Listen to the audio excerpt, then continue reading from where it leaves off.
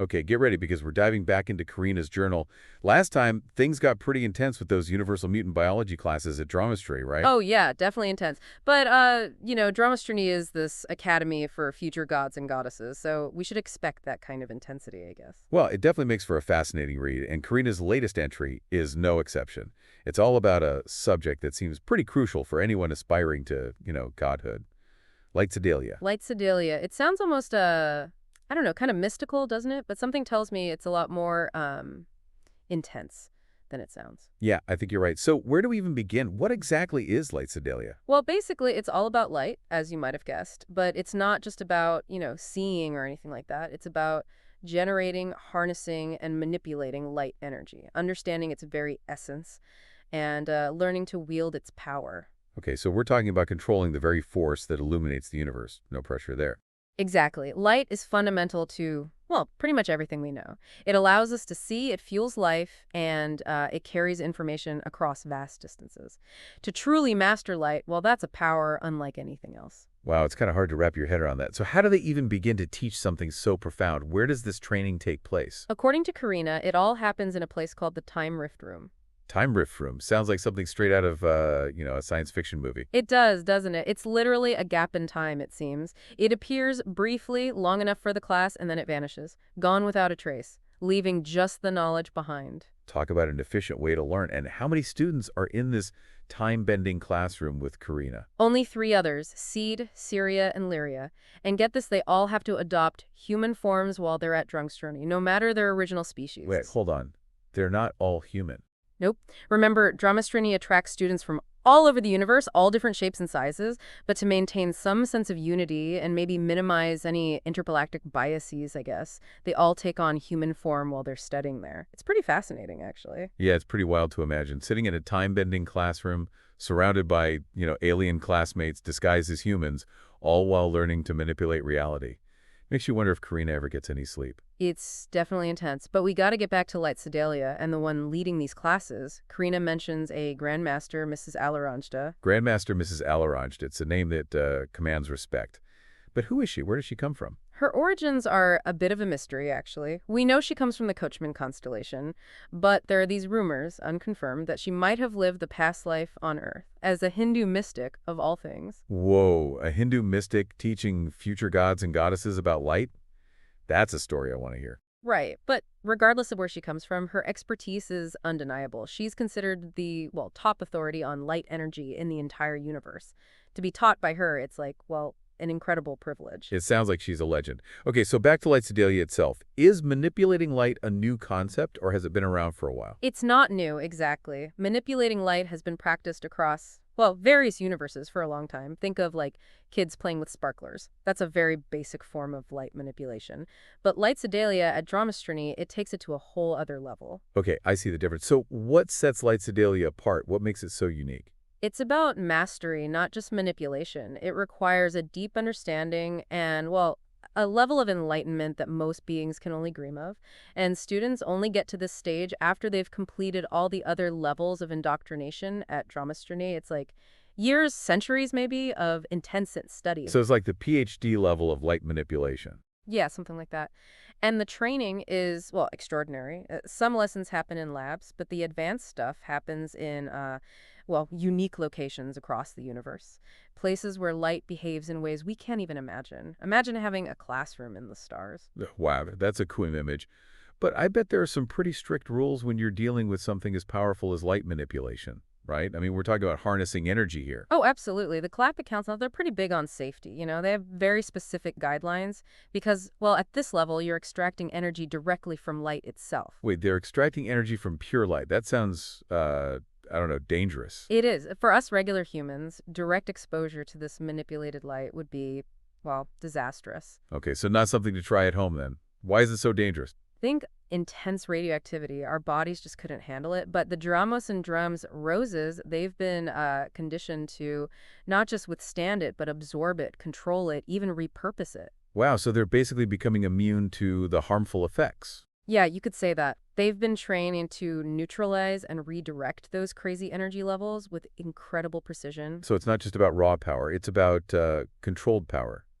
Guided by understanding. You got, like, this is where all that intense training at Dramestrony comes in. It's all designed in to read to this deep understanding of Lightcidalia, the power of light and the responsibility that comes with it. It all seems to connect in such a, I don't know, profound way.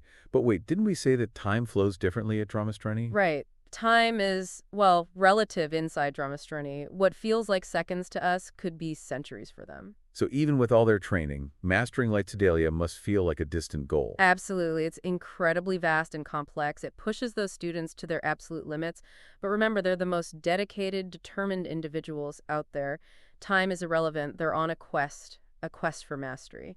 And they'll take as long as it takes. That's an incredible level of dedication. So what are they actually learning under Mrs. Alaranjda? What kind of secrets is she revealing? It's knowledge that's well beyond our wildest imaginations, truths that have never been revealed. It's like pushing the very boundaries of what's possible. Okay, now I'm really intrigued. It sounds like Dramestrony is just the tip of the iceberg when it comes to, universal wisdom. Yeah, exactly. The deeper you dive, the more you realize how much there is to learn. It's an endless journey. It really makes you wonder what other incredible subjects are taught at Dramestrony. It's a tantalizing thought, isn't it? But for now, let's stick with Lightcidalia and see what else Karina has to say about it. Yeah, it is. And Karina's journal actually gives us some clues about how Lightcidalia is taught. It's not all lectures and textbooks, Oh, really? So it's more hands-on, like cosmic lab experiments, maybe. Exactly. Remember those specialized labs we talked about? They're full of this amazing technology, all designed to help students understand and, manipulate light. I can only imagine what those labs must look like. What kind of equipment are we talking about here? Think devices that can bend light beams, split them into colors. They can even slow down or speed up light itself. Wow, that's incredible. And probably pretty dangerous if you don't know what you're doing. Oh, absolutely. But remember, these students are under the watchful eye of, well, Grandmaster Mrs. Alaranjda. I don't think she'd let them accidentally create a black hole or anything. That's good to know. But with all this talk about labs and experiments, I'm curious about the goals of Lightcidalia. What are they preparing these future gods and goddesses to do with all this knowledge? That's the big question, isn't it? The possibilities are, well, kind of mind-blowing. We're talking about manipulating the very essence of reality here. Give me some examples. What kind of, universe-wide applications are we talking about? Well, imagine healing injuries with, focused beams of light, or even creating entire worlds out of PP energy. Whoa, that's taking light manipulation to a whole new level. Exactly. And that's just the start. Imagine communicating across vast distances using light signals that travel faster than anything we can even conceive of, or even manipulating time and space itself. So are they essentially learning to become, masters of the universe? In a way, yeah, but that's why all that rigorous training and indoctrination is so important. It's not just about teaching them how to, wield this power. It's about shaping them into responsible leaders. It's like cosmic character development, I guess. Precisely. They need to be prepared for the immense responsibility that comes with manipulating reality. So how do they even measure success at Dramestrony? What does it mean to truly master Lightcidalia? That's something Karina's journal doesn't fully answer, but from what I can gather, it seems to involve not just the mechanics of light manipulation, but also the philosophical and ethical implications of it all. So it's not just about technical skill, it's about wisdom and compassion and understanding how everything in the universe is connected. Exactly. It's about using this knowledge to create, to heal, to connect, and ultimately to elevate the universe to a higher level. That's a beautiful vision. But let's shift gear for a moment and talk more about Mrs. Alaranjda. Those rumors about her past life as a Hindu mystic on Earth are incredibly intriguing. Is there any evidence to support that theory? Unfortunately, Karina's journal doesn't offer any hard evidence, but there are these hints, like her teaching style, which seems to blend science with ancient spiritual wisdom. It makes you wonder where she got all this knowledge from. Yeah, it definitely adds another layer of mystery to her. It makes you think about how vast the universe is and how knowledge and wisdom can come from the most unexpected places. Absolutely. And even if the rumors aren't true, there's no denying Mrs. Alaranjda is an extraordinary being. Her mastery of Lightcidalia, her dedication to her students, her understanding of the universe. It's truly inspiring. It sounds like she's not just teaching her students about light, but about life itself. That's a good point. It speaks to how holistic the education is at Dramestrony. It's not just about facts and formulas. It's about nurturing the mind and spirit, preparing them to be wise and compassionate leaders. It's an amazing concept. It makes you wonder what our education systems here on Earth could learn from Dramestrony. What's her teaching style like, actually? What's it like to be a student in her class? Well, based on what Karina writes, it sounds dynamic and engaging. She encourages them to think critically, to question everything, and to explore different perspectives. It's not about memorizing, it's about truly understanding. So it's more about like hands-on exploration and discovery, not just lectures. Exactly. She creates an environment where her students can thrive and reach their full potential. That's one of the key takeaways here, I think. Lightcidalia is about so much more than just manipulating light. It's about illuminating the mind, expanding consciousness, and using this knowledge to make the universe a better place. That's beautifully put. But let's not forget, Lightcidalia is just one subject in a vast curriculum. What other challenges and discoveries await Karina and her fellow students? Well, that's a story for another deep dive, but one thing's for sure. Karina's journey is far from over, and with each entry in her journal, we get to uncover another piece of the puzzle, expanding our own understanding of the universe. It's a privilege to have access to these insights, but is there anything else in Karina's journal about those beings of pure light?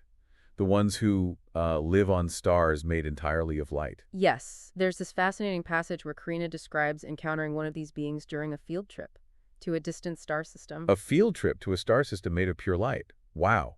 What happened during this encounter? Well, Karina says these beings exist on a whole other plane of existence. They don't have physical bodies like we do. They're pure energy, pure consciousness. That's incredible. It's hard to even imagine. Did she learn anything from them? Did they communicate at all? It seems like communication was more about a transfer of energy and understanding rather than words. Karina describes it as a profound and, well, overwhelming experience, one that completely shifted her perspective. It makes you wonder what insights they might have about the universe, about life, about everything. It really does, and it speaks to how vast the universe is and how much is out there that we just don't understand yet. It's both humbling and inspiring. But let's bring our focus back to Lightcidalia for a moment. We've talked about the technical and philosophical stuff, but what about the practical applications? What are some concrete examples of how Lightcidalia could be used to shape the universe? That's a great question, and it's one that Karina's journal explores in detail. There's actually an entire section dedicated to the applications of Lightcidalia, from the everyday to the extraordinary. Okay, I'm all ears. What kind of incredible things can they do with this knowledge?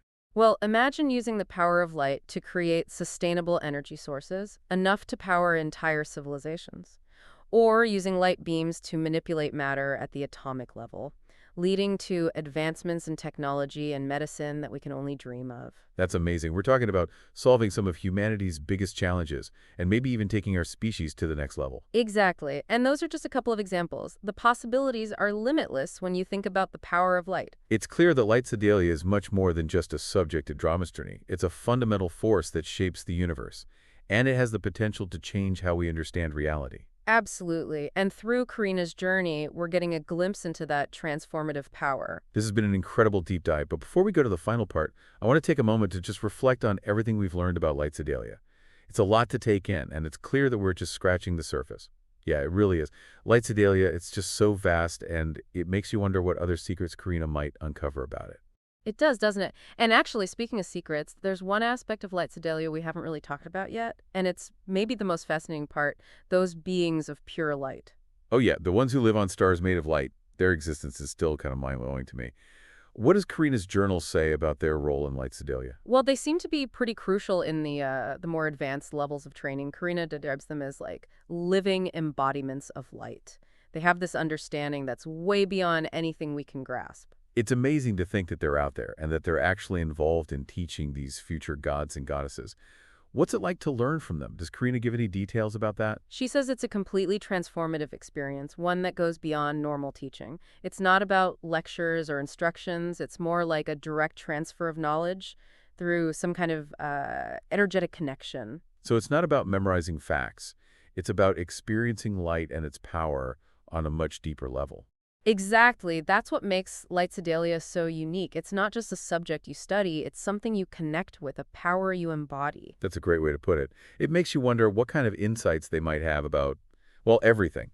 About reality, the universe, the meaning of life. It's really intriguing, isn't it? They exist in this realm where light and consciousness are intertwined, where time and space don't really exist. The knowledge they must have is extraordinary. It makes what we know about light here seem so, I don't know, basic. It is, but that's what I love about these deep dives. We get to push the boundaries of our own understanding, explore ideas we never even thought about before. Absolutely. And it reminds us that there's always more to learn, more to discover. Before we wrap up, though, I want to go back to something you mentioned earlier, the practical applications of Lightcidalia. Oh, right. It's not just theoretical, it has real implications. Yeah. We talked about some pretty amazing possibilities, like using light for energy and manipulating matter. Are there any other examples from Karina's journal that stand out? There's one that's really fascinating. Karina writes about how Lightcidalia can be used to create entire ecosystems, like literally bring life to barren planets. Wow, are we talking about terraforming? Creating worlds that can support life? Exactly. Imagine transforming a lifeless wasteland into a thriving ecosystem, all through the power of light. The implications for space exploration are incredible. It makes you wonder what other applications are out there, what other secrets of light are waiting to be discovered. It's a journey with endless possibilities, and thanks to Karina's journal, we get to be a part of it. That's what makes these deep dives so exciting. We get to explore the universe and learn about reality alongside Karina as she goes on this incredible journey. And who knows what we'll find in the next chapter. I can't wait to find out. But for now, Cosmic Divers, it's time to wrap up our deep dive into Lightcidalia. It's been an enlightening experience, to say the least. I hope you've enjoyed exploring this fascinating subject with us. Me sure. It's been a privilege to share these insights from Karina's journal with you. Until next time, keep looking up at the stars and remember, there's always more to discover in this amazing universe we call home.